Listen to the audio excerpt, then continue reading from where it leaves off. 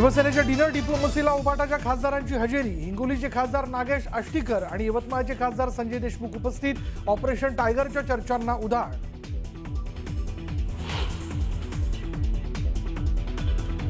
उपमुख्यमंत्री सुनेत्रा पवार दिल्ली दौऱ्यावर. सुनील तटकरेंऐवजी प्रफुल्ल पटेल सुनेत्रा पवारांसोबत. राष्ट्रवादी काँग्रेसमध्ये सर्व काही आलबेल नसल्याच्या चर्चांना उधाण.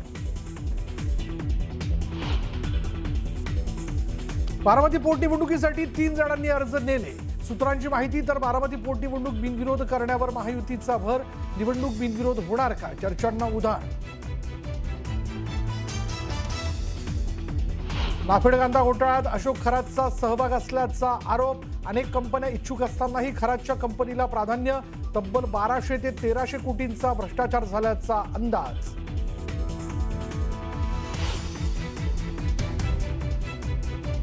अशोक खरात प्रकरणी आज सुनावणी. खरातला व्हीसीद्वारे हजर करणार. बळजबरीने गर्भपात केल्याच्या गुन्ह्यात आज सुनावणी.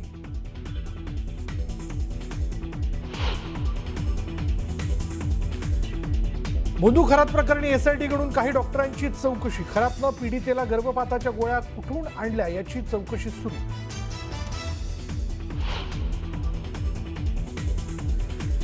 खरातवर आत्महत्येस प्रवृत्त केल्याप्रकरणी गुन्हा. 2022 मध्ये विकास दिवटे या तरुणाची आत्महत्या. खरात मानसिक त्रास देत असल्याचं तक्रारीत नमूद.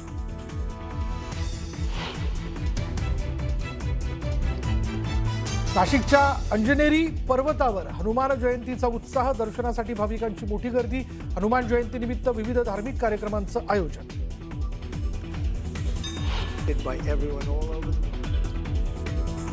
आखाती युद्धात अमेरिकेचा अभूतपूर्व विजय. इराणची लढण्याची क्षमता संपली. डोनाल्ड ट्रम्प यांचा मोठा दावा.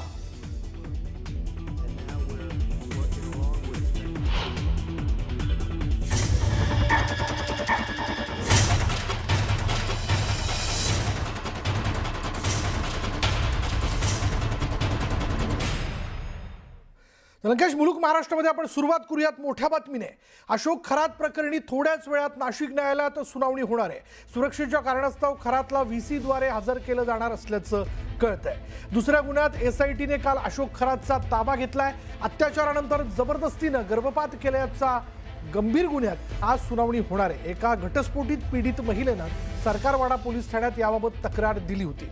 एसआयटीकडून खरातच्या पोलीस कोठडीची मागणी करण्यात केली जाणार आहे आणि सरकारी पक्षाकडून कोठडीसाठी ठोस कारणं मांडली जाण्याची शक्यता आहे.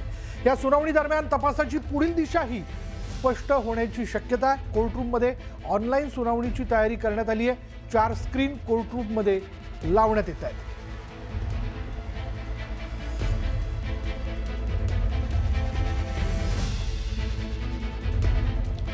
अधिक माहिती आपण जाणून घेणार आहोत. आमचे प्रतिनिधी वैभव सोनवणे आत्ता क्षणाला आपल्या बरोबर आहे. वैभव, काय अपडेट? विशाल, एसआयटीने आज न्यायालयाला विनंती केलेली होती. अशोक खरात याला दुसऱ्या गुन्ह्यामध्ये, सरकारवाड्याचा जो गुन्हा आहे, या गुन्ह्यामध्ये त्याला काल सेंट्रल जेलमधून ताब्यात घेतल्यानंतर आज त्याला न्यायालयात हजर करणं अपेक्षित होतं. मात्र सुरक्षेच्या कारणास्तव त्याला ही सुनावणी जी आहे ती व्हीसीवर घ्यायला न्यायालयाने परवानगी द्यावी अशा स्वरूपाचा अर्ज जो आहे तो एसआयटीकडून करण्यात आलेला होता. न्यायालयानं हा अर्जही मान्य केला. गेला तासभर साधारण या ठिकाणी जी व्हीसीची सगळी तांत्रिक यंत्रणा आहे, कॅमेरे असतील किंवा टीव्ही स्क्रीन असतील, त्या लावायचा प्रयत्न जो आहे तो करण्यात येत होता. अजूनपर्यंत व्हीसीवरती इंटरनेट कनेक्शनचा वापर करून व्हीसीद्वारे ही सुनावणी घेण्या इतपत यंत्रणा जी आहे ती लावण्याचा प्रयत्न झाला. मात्र काही तांत्रिक अडचणी येतात, त्याच्यामुळे सुनावणी जी आहे ती अजूनपर्यंत सुरू होऊ शकलेली नाही. या ठिकाणी काही तंत्रज्ञांना बोलवण्यात आलेलं होतं आणि व्हीसीद्वारे ही सुनावणी करता येते का याची सुद्धा चाचपणी सुरू आहे.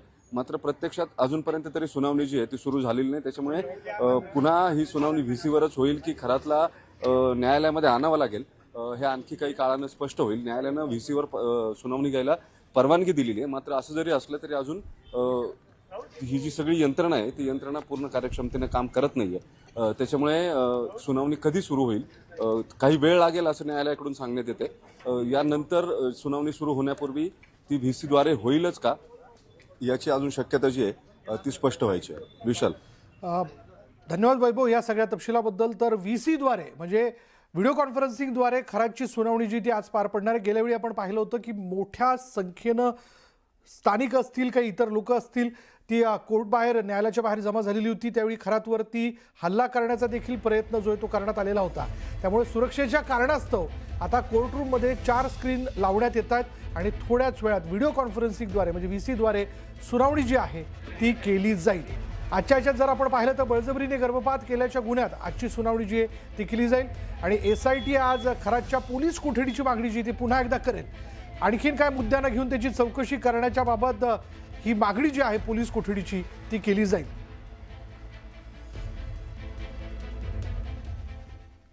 भोंदू अशोक खरातचा 4 वर्षांपूर्वीचा आणखी एक कारनामा समोर आलाय।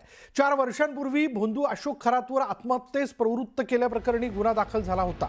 2022 मध्ये विकास रामदास दिवटे नावाच्या तरुणाने आत्महत्या केली होती। मयत विकास दिवटे हा साई संस्थांमध्ये नोकरीला होता।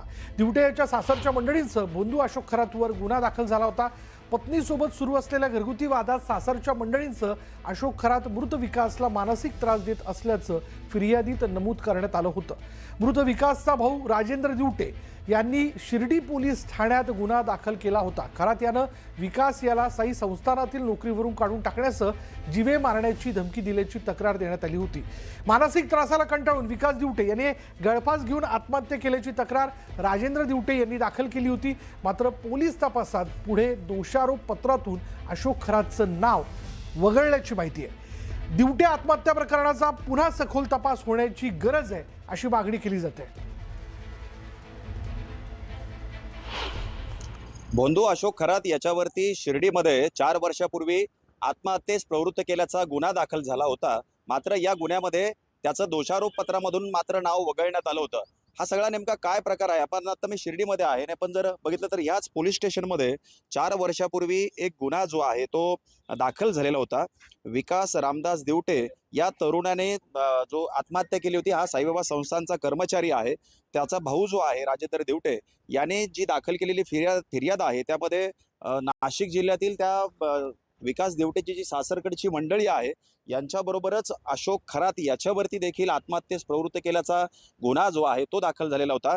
अशोक खरात याने वारंवार याला मानसिक त्रास दिला, जीवे मारण्याची धमकी दिली, कामावरून काढण्याची धमकी दिली। त्यामुळे कुठेतरी या मानसिक तणावातून त्याने जून 2022 मध्ये आत्महत्या केली होती। खरं तर याचा तपास त्यावेळी केला गेला। तात्कालीन जे तपासी अधिकारी असतील किंवा या शिर्डी पोलीस स्टेशनचे जे पोलीस निरीक्षक असतील यांनी मात्र नंतर दोषारोप पत्रामधून अशोक खरातचं नाव वगळलेलं आहे। त्यामुळं कुठेतरी राजकीय दबाव या सगळ्या लोकांवरती होता का, त्याचं नाव का वगळलं गेलं असा प्रश्न यामुळे निर्माण झालाय। या प्रकरणाची देखील सखोल चौकशी होण्याची गरज आहे आणि खरं तर त्याच वेळी जर याच्यावरती कारवाई झाली असती तर आणखी बरेच गुन्हे जे आहे ते देखील समोर आले असते। हरीश दिमोटे, न्यूज 18 मराठी, शिर्डी, अहिल्यानगर। तर भोंदू अशोक खरातचा नाफेड कांदा घोटाळ्यात देखील सहभाग असल्याचा आरोप करण्यात आला। श्री व्यंकटेश फार्मर प्रोड्युसर कंपनीमार्फत कांदा खरेदी विक्री व्यवहार झाला आणि मार्च 2024 मध्ये संशयास्पदरित्या कंपनीला नाफेडची मान्यता मिळाली। 250हून अधिक कंपन्या इच्छुक असताना खरातच्या कंपनीला प्राधान्य देण्यात आलं।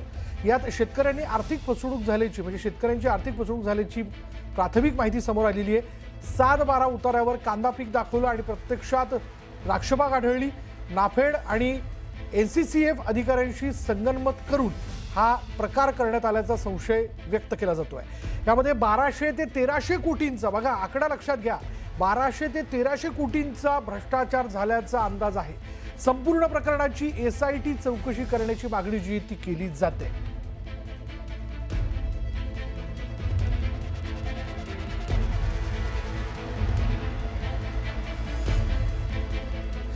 या खरातने नेमकी किती घोटाळे केलेत किंवा काय कारनामे केलेत हे लक्षात घेत असताना कांद्याचा व्यवहार जो आहे त्या कांद्याच्या व्यवहारात सुद्धा खरातने भ्रष्टाचार केल्याचं समोर येत आहे। नाफेड कांदा घोटाळ्यात खरातचा सहभाग असल्याचा आरोप करण्यात येतोय आणि यामध्ये श्री व्यंकटेश फार्मर प्रोड्युसर कंपनीमार्फत कांद्याची खरेदी विक्री त्याचा व्यवहार करण्यात आल्याचं समोर येते। मार्च 2024 मध्ये संशयास्पदरित्या कंपनीला नाफेडची मान्यता मिळाली। ही मान्यता कोणी दिली, या पाठीमागे कोण होतं, कोण अधिकाऱ्यांनी याला मदत केली, काही राजकीय व्यवस्था या सगळ्या याच्यात खरातच्या सोबतीला होती का? 250हून अधिक कंपन्या यामध्ये इच्छुक असताना खरातच्याच कंपनीला का प्राधान्य देण्यात आलं, आधी गेले सगळ्यात मोठा प्रश्न आहे. पुन्हा एकदा व्यवस्था त्याच्या सोबतीला असल्याशिवाय तो हे करू शकत नाही. व्यवहारात शेतकऱ्यांची आर्थिक फसवणूक करण्यात आलेली आहे. 7/12च्या उतार्यावरती कांदा पीक दाखवण्यात आलं, पण प्रत्यक्षात तिथं द्राक्ष बाग आढळली. नाफेड आणि ACCM अधिकाऱ्यांशी संगनमत केल्याशिवाय होऊ शकत नाही, याबद्दलचा संशय देखील व्यक्त केला जातोय. एकूण 1200 ते 1300 कोटींच्या भ्रष्टाचाराचा अंदाज आहे. संबंधित अधिकाऱ्यांची बदली करण्यात येते आणि संपूर्ण प्रकरणाची SIT चौकशीची मागणी देखील यामध्ये केली जाते.